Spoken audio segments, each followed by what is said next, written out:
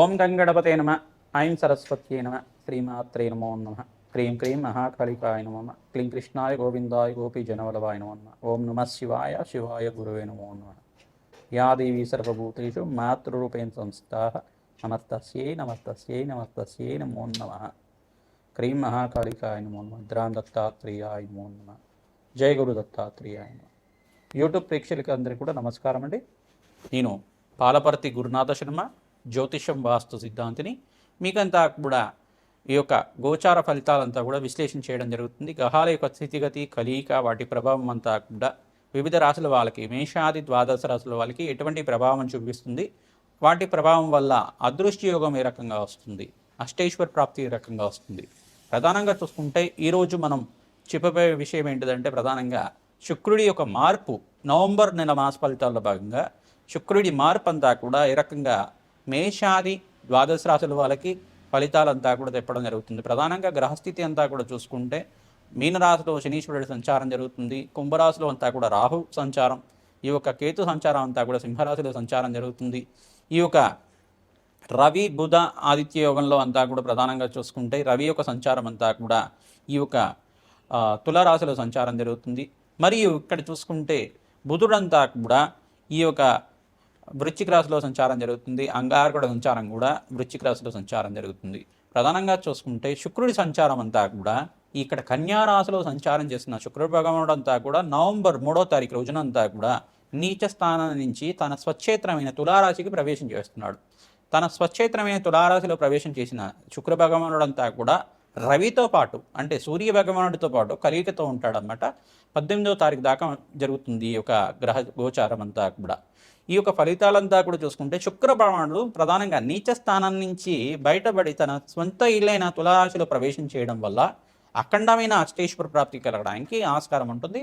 మేషాది ద్వాదశ రాశుల వాళ్ళకి వాళ్ళ జాతకరీత్యా గ్రహబలం ఏ రకంగా ఉన్నప్పటికీ కూడా గోచారరీత్యా యొక్క గ్రహాల యొక్క స్థితిగతి వల్ల వాళ్ళకంతా కూడా వ్యాపారంలో మార్పులు జరగడానికి కానీ, అదృష్ట యోగం కలిసి రావడానికి కానీ, ఆకస్మిక ధనాభం సిద్ధించడానికి కానీ ప్రధానంగా శుక్రుడి యొక్క గోచార ఫలితాలంతా కూడా విశేషంగా చెప్పడం జరుగుతుంది.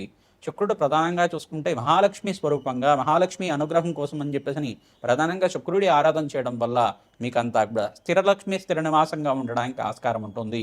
ప్రధానంగా చూసుకుంటే ఎవరి జాతకంలో అంతా కూడా శుక్రభగవానుడు కొంచెం బలహీన పడి ఉంటే కనుక ప్రధానంగా శుక్రభగవానుడు అంతా కూడా యోగకరంగా మీకు ఉండడానికి కారణమవుతుంది. భోగభాగ్యాలకు కారణం, ప్రధానంగా చూసుకుంటే అఖండమైన సుఖ జీవితానికి కారణమవుతుంది. ఈ యొక్క అన్యోన్య దాంపత్యానికి కారణమవుతుంది శుక్ర భగవానుడు అంతా కూడా. ప్రధానంగా వ్యాపారంలో మార్పులు కలగాలన్నా, వ్యాపారంలో మంచి కీర్తి గణించాలన్నా, సంఘంలో గౌరవం పెరగాలన్నా, వ్యాపారాన్ని విస్తారం చేసుకోవాలన్నా, వ్యాపారంలో అష్టైశ్వర్య యోగం రావాలన్నా శుక్ర భగవానుడు కారణమవుతాడు.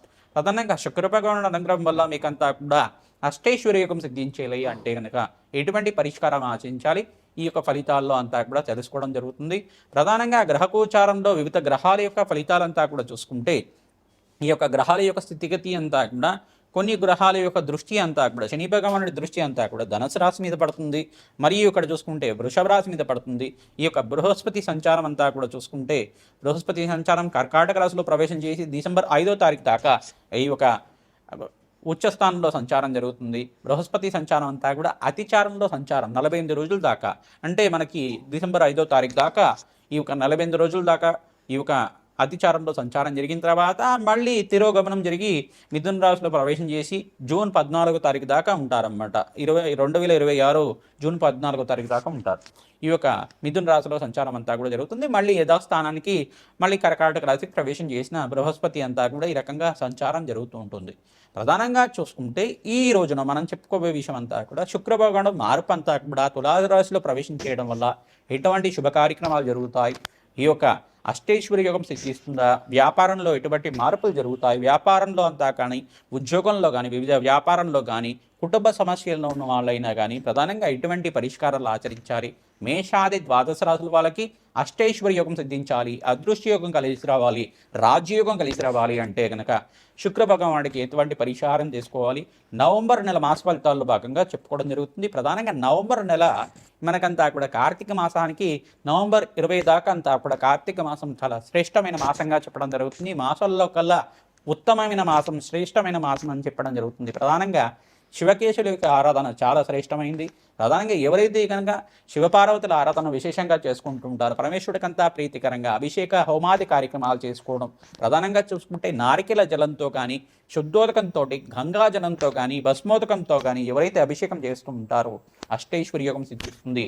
ప్రధానంగా మారేడు దళాలతోటి ఈ యొక్క లక్షపత్రి పూజ అనేది కార్యక్రమం అంతా కూడా దేవాలయ ప్రాంగణంలో చేస్తూ ఉంటారు. అటువంటి దివ్యమైన కార్యక్రమం అంతా కూడా పుణ్య కార్యక్రమాన్ని ఆచరించడం వల్ల అదృష్ట యోగం కలిసి వస్తుంది. మహాలక్ష్మి ప్రీతికరంగా మారేడు దళాలతోటి, తులసి దళాలతోటి అర్చన విధానం చేయించుకోవడం వల్ల నిత్యమంతా కూడా మహాలక్ష్మీదేవికి అంతా కూడా త్రిసూక్త విధానంగా యజ్ఞాధికరతులు ఆచరించడం వల్ల, లక్ష్మీ కుబేర శాంతి హోమాది కార్యక్రమాలు చేయడం వల్ల అదృష్ట యోగం కలిసి వస్తుంది. ప్రధానంగా గోమాత సేవ ఎవరైతే నిత్యమంతా కూడా చేసుకుంటూ ఉంటారో మీకంతా కూడా ఆకస్మిక ధనలాభం, ధనయోగం సిద్ధించడానికి ఆస్కారం ఉంటుంది.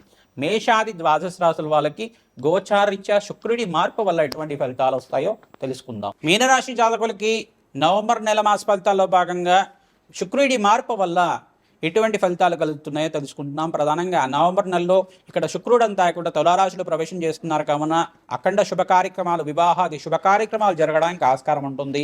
బృహస్పతి మార్పు అంతా కూడా పంచమ స్థానంలో మరియు ఇక్కడంతా కూడా సంచారం చేయడం, ఇక్కడంతా కూడా మీ వివాహాది శుభకార్యాల కోసం అన్ని గురుబలం పెరగడం అనేది జరుగుతూ ఉంటుంది. శుక్రుడంతా కూడా ఇక్కడ యోగకారకుడిగా తులారాశిలో ప్రవేశం చేయడం వల్ల ఆకస్మిక ధనలాభానికి కారణమవుతుంది, లక్ష్మీ కార్యక్రమం అవుతుంది. ప్రధానంగా స్త్రీలకి విశేషంగా ధనాదాయం పెరగడానికి, ఆకస్మిక ధనలాభం సిద్ధించడానికి స్త్రీ జాతకం వల్ల మీకంతా కూడా అదృష్టం కలిసి రావడానికి ఆస్కారం ఉంటుంది.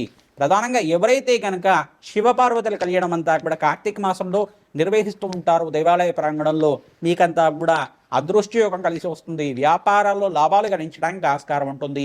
శాంతి హోమాది కార్యక్రమాలు, రుద్రహోమం కానీ, అఘోర పాశుపత హోమాది కార్యక్రమాలు కానీ, ఈ యొక్క మృత్యుంజయ హోమాది కార్యక్రమాలు కానీ ఆచరించడం వల్ల మీకంతా కూడా సర్వగ్రహ దోష నివారణ కలుగుతుంది. నవగ్రహ శాంతి కార్యక్రమాల భాగంగా మీనరాశి జాతకులు ఏలినాటి శని ప్రభావంలో ఉన్నారు కావున శని భగవానుడికి తైలాభిషేకం చేసుకోవడం, నల్ల నువ్వులు దానం చేయడం మీకంతా కూడా మంచి పరిష్కారంగా చెప్పడం జరుగుతుంది.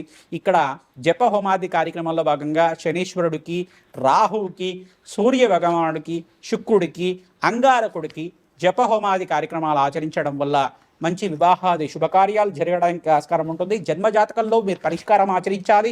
ఈ గ్రహాలకంతా కూడా దానాలు చేసుకోవడం, జపాలు ఆచరించడం వల్ల అఖండమైన శుభ కార్యక్రమాలు, వివాహాది శుభ కార్యక్రమాలు కానీ, ఇంట్లో మంగళవాద్యాలు మోగడం కానీ ఆస్కారం ఉంటుంది. స్త్రీలకు విశేషంగా మీకంతా కూడా అఖండ దీర్ఘ సుమంగళ యోగం సిద్ధించడానికి కార్తీక మాసంలో దీపదానం చేయడం, శాలిగ్రామ దయనం చేయడం వల్ల పుత్ర పౌత్రాది సమృద్ధి కలుగుతుంది. అఖండ దీర్ఘ సుమంగళి యోగం సిద్ధిస్తుంది. మహాలక్ష్మీదేవి ఆరాధన అంతా కూడా మారేడు దళాలతోటి, తులసి దళాలతోటి మరియు తామర పూలతోటి, మల్లెపూలతో విశేషంగా ఆచరించడం వల్ల, సహస్రనామార్చన విశేషంగా చేయడం వల్ల మహాలక్ష్మి కరుణా కటాక్ష వీక్షణలంతా కూడా లభిస్తాయి. కోటి యజ్ఞాల ఫలితం కలుగుతుంది. గోమాతకి ప్రత్యేకంగా ప్రతినిత్యం కూడా గోమాత సేవ చేయాలి, గోమాతకి పూజ ఆచరించాలి. తద్వారా వంశాభివృద్ధి కలుగుతుంది, అదృష్టయోగం కలిసి వస్తుంది. శక్తి ఉన్న వాళ్ళు ఎవరైతే కనుక ఆవు దూడనంతా కూడా గోశాలలో కానీ బ్రాహ్మణోత్మకంతా కూడా దానంగా ఇచ్చి దానికి 6 నెలల గ్రాసం కానీ సంవత్సర గ్రాసం నిమిత్తం అంతా కూడా శక్తి ఉన్నవాళ్ళు మీ ఆర్థిక స్థితిని బట్టి గోమాత దానం చేయడం వల్ల, గోదానం చేయడం వల్ల మీకంతా కూడా అదృష్టయోగం కలిసి వస్తుంది. జన్మజాతకంలో ఉండే సకల గ్రహదోష నివారణ కలుగుతుంది. అఖండమైన లాభాలు సిద్ధించడానికి ఆస్కారం ఉంటుంది. మీకంతా కూడా అదృష్టయోగం కలిసి వస్తుంది. శ్రీమాత్రే నమః.